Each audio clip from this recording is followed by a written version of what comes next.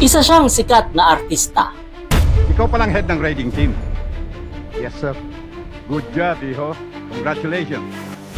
Siya ay pinatakbo daw ng taong bayan. Petro Senado agad. Ang totoo po, mga tao po ang nagsabi sa akin tumakbo ko senador.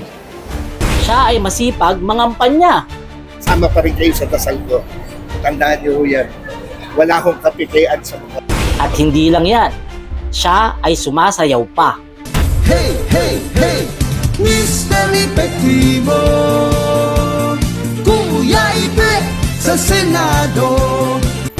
Pati sa rally ng iglesia, siya ay sumama.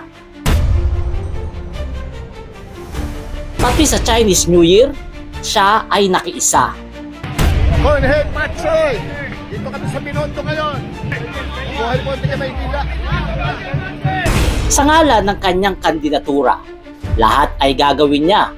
Siya si Philip Salvador. Pero bago mo siya iboto, panoorin mo muna to.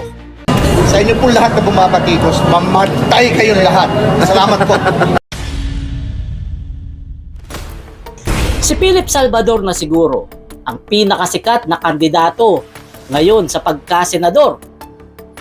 Dahil hindi naman lingid sa ating kaalaman na siya ay isang artista.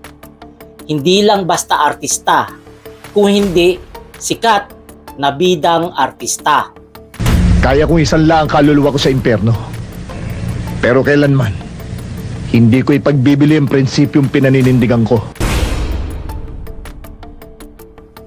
Subalit ngayon, nais niyang subukan ang kanyang kapalaran sa politika.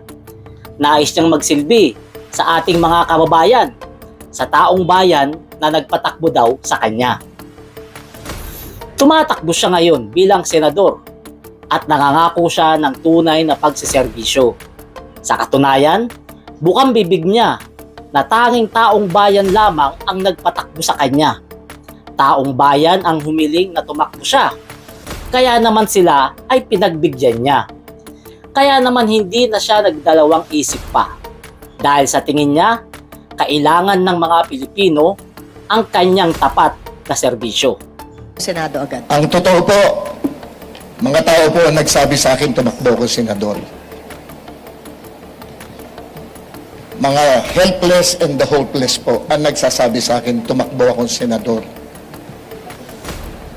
Yun po ang nagpapalakas ng loob ko. Pero gaya nga ng sinasabi ng mga marami, kapag pumasok ka sa maduming mundo ng politika, dapat ready ka. Dapat ready ka sa mga putik at baho na ibabato sa pagkatao mo. At yan na nga ang nararanasan ngayon ni Philip Salvador. Dahil kaliwat kanan ang mga putik na ibinabato sa kanya. Una, paano raw siya makakapaglingkod sa bayan? Kung yung anak nga daw niya ay kanya daw pinabayaan. Pangalawa, ano ba daw ang magagawa niyang batas? Isa lamang daw siyang artista na walang alam sa paggawa ng batas. Hindi po ako abogado, hindi rin po ako doktor, hindi rin po ako engineer. Ako po isang artista lamang.